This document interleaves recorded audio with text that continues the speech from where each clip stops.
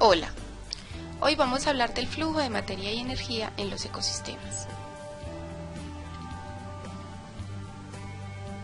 Es importante tener en cuenta que el flujo de energía es el factor más importante en la organización de un ecosistema y la principal fuente de energía en el ecosistema es el sol, porque tiene una relación directa con la fotosíntesis. Vamos a tener en cuenta que entre el 1 y el 3% de la luz del sol que llega a la Tierra es utilizado por las plantas en la fotosíntesis. En este proceso, la planta toma la luz del sol y la transforma en carbohidratos y oxígeno. Esos carbohidratos pasan a su estructura, que es la que luego entregará la energía a los organismos que la consumen. Y el oxígeno es tomado por el resto de los organismos vivos en el proceso de respiración. Para hablar del cambio de energía de un nivel a otro, tenemos que conocer los niveles tróficos. El paso de energía de un lugar a otro ocurre a través de una cadena trófica, es decir, se da cuando un organismo pasa su energía a otro cuando éste es consumido.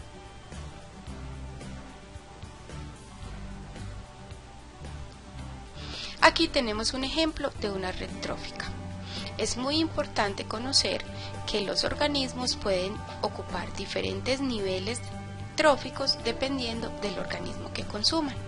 En este caso, los organismos que son herbívoros solamente ocuparán el primer nivel de consumidor primario, pero si es un organismo omnívoro, es decir, que se alimenta de plantas y de animales, podrá ocupar un primer nivel si se está alimentando de una planta, o podrá ser consumidor secundario o terciario si se está alimentando de cualquier otro animal. En la base de las pirámides o de las cadenas de energía se encuentran los productores. Es muy importante recordar que las algas son los principales productores de los ecosistemas acuáticos y las plantas son los principales productores de los ecosistemas terrestres.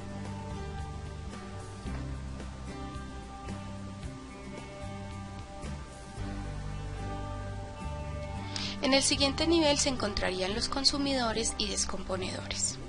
Los consumidores se pueden clasificar en consumidores primarios, secundarios o terciarios, y los descomponedores son los que se encuentran en el último nivel. Se pueden conocer como descomponedores o carroñeros. Descomponedores son aquellos organismos que no son de origen animal, por ejemplo, las bacterias, algunos protistas y los hongos. Y los carroñeros son aquellos que son animales y se alimentan de otros animales muertos o de plantas. Recordemos que entre los carroñeros podemos tener herbívoros y carnívoros, porque también hay plantas que mueren, se descomponen y estos organismos se alimentan de ellas. La energía que viene de las plantas ingresa al mundo de los animales a través de los herbívoros. Y los descomponedores se alimentan de organismos en descomposición y tienen la capacidad de transformar la materia orgánica en inorgánica. Pasemos ahora a hablar de las cadenas tróficas. Las cadenas tróficas están formadas por diferentes eslabones. Ese primer eslabón siempre será una planta. A esa planta se le conoce como productor, organismo autótrofo, y se conocen como autótrofos porque son capaces de producir su propio alimento a través del proceso de fotosíntesis. Las cadenas tróficas tienen una forma muy especial de lectura. Es importante tener en cuenta que la flecha que señala a un organismo sale del organismo consumido y señala al organismo consumidor. En este caso, esta planta es consumida por un conejo.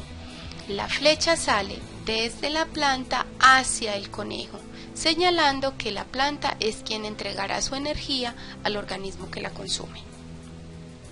En este momento, el conejo será un consumidor primario y se llamará primario porque se está alimentando directamente de un productor. Luego sigue el consumidor secundario. Ese consumidor secundario será señalado por la flecha que sale desde el conejo hasta el halcón. Y luego el consumidor secundario será a su vez alimento de un descomponedor, o si algún otro animal lo consume será entonces un consumidor terciario. Recordemos entonces que las flechitas siempre nos muestran quién es consumido, por quién es consumido. Ahora, los ecosistemas no están formados solamente por cadenas. Estas cadenas se unen para formar redes tróficas. Esa es la gran diferencia entre una cadena y una red. Las cadenas son líneas sencillas de animales que son consumidos unos por los otros. En las cadenas tróficas, como en este caso, se puede tejer una red de organismos que son consumidos unos por otros. Siempre la base de las cadenas y de las redes serán los productores, que son cualquier tipo de planta. En el siguiente nivel se encontrarán los consumidores primarios o los que se alimentan de los organismos productores. En esta red trófica tenemos el elefante, el conejo, la mariposa y el oso, que son consumidores primarios. Cada uno de los numeritos que se encuentra ubicado al lado de cada animal me va a indicar el nivel que puede estar ocupando en la pirámide de energía.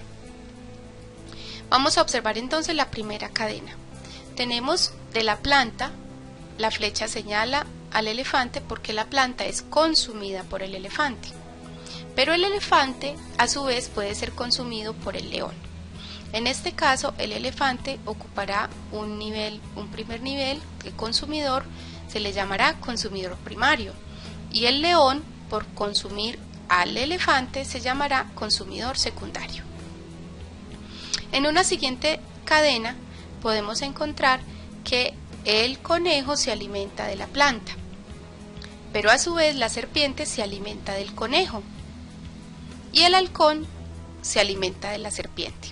Si observamos la siguiente cadena podemos encontrar que el conejo será un consumidor primario, la serpiente será un consumidor secundario y el halcón será un consumidor terciario. Aquí ellos ocupan diferentes niveles dependiendo del alimento que consumen. Ahora vamos a observar una siguiente cadena. La mariposa se alimenta de la planta, el sapo se alimenta de la mariposa, el pájaro se alimenta de la mariposa y la serpiente se alimenta del sapo. Vamos a mirar qué nivel puede ocupar cada uno.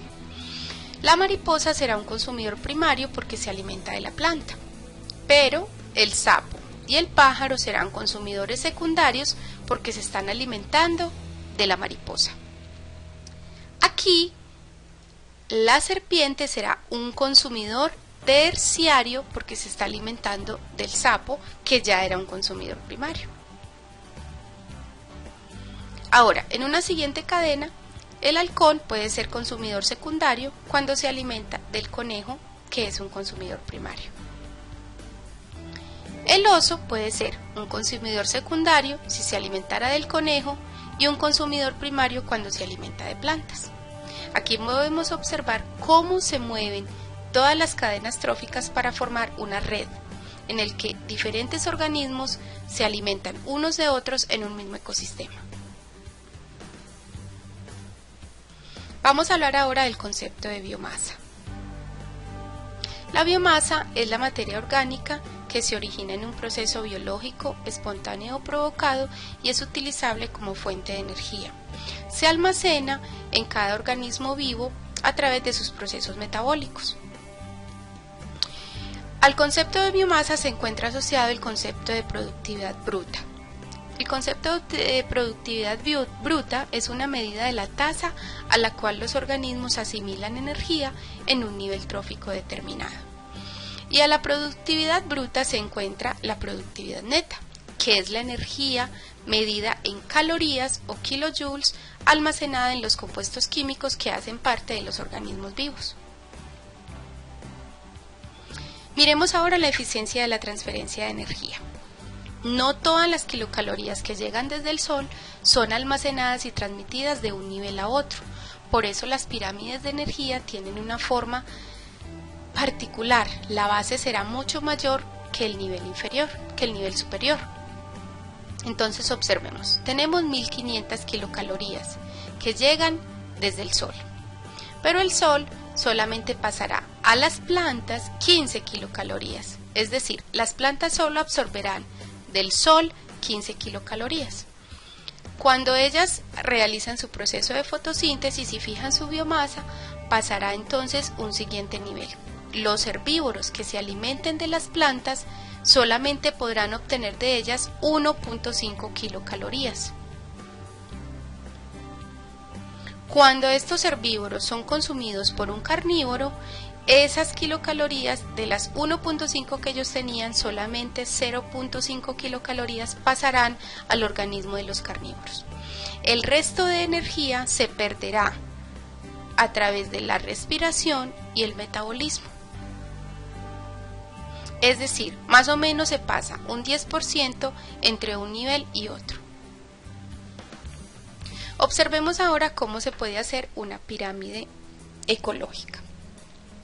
Las pirámides tienen una característica especial. En la base se encuentran los productores, que son aquellos organismos autótrofos que realizan el proceso de fotosíntesis y que son capaces de producir su propio alimento. En el siguiente nivel podemos ubicar a todos los consumidores primarios, que son aquellos organismos que se alimentan de plantas. En el siguiente nivel ubicamos a los consumidores secundarios, que son aquellos que se alimentan de los consumidores primarios. Y luego tenemos a los consumidores de tercer nivel o consumidores terciarios. Generalmente se conocen como grandes depredadores y son aquellos que se alimentan de consumidores secundarios o de consumidores primarios. Y en el último nivel de la pirámide tenemos a los carroñeros o descomponedores, que son quienes se alimentan de organismos en descomposición luego de su muerte. También existe otro tipo de pirámides. Vamos a observar una pirámide de biomasa o de flujo de energía. En la pirámide de biomasa o de flujo de energía se muestran cuántas kilocalorías por metro cuadrado anual se pasan de un nivel a otro. Es un poquito similar a lo que observamos anteriormente de la eficiencia de paso de energía. Entonces vamos a mirar, si tenemos 20.810 kilocalorías que llegan al primer nivel, es decir, a los productores, esas 20.810, solamente 8.833 serán absorbidas por la materia viva, en este caso las plantas, y se perderán al exterior 11.977 kilocalorías. En los consumidores primarios, a ellos solamente llegarán 3.368 kilocalorías. De esas 3.368, solamente 1.478 serán absorbidas por el organismo y 1.890 se perderán al exterior. Al consumidor terciario, de estas kilocalorías solamente llegarán 383, de las cuales solamente absorberá 67 y 316 serán perdidas al exterior. Y en el siguiente nivel solamente llegarán 21 kilocalorías, de las cuales 6 serán obtenidas por el organismo y 15 serán perdidas al exterior. Esas calorías que se pierden al exterior se pierden en forma de calor a través de los procesos metabólicos o de la respiración. Esta pirámide de biomasa es un poco similar a la que vimos en la diapositiva anterior. Podemos observar que tenemos productores que solamente toman 8.833 kilocalorías y luego pasarán unas pocas al siguiente nivel, estas pasarán mucho menos al siguiente nivel y así sucesivamente. Recordemos que la pirámide de biomasa representa la cantidad de materia orgánica o biomasa que se encuentra acumulada en los organismos que hacen parte de un nivel trófico.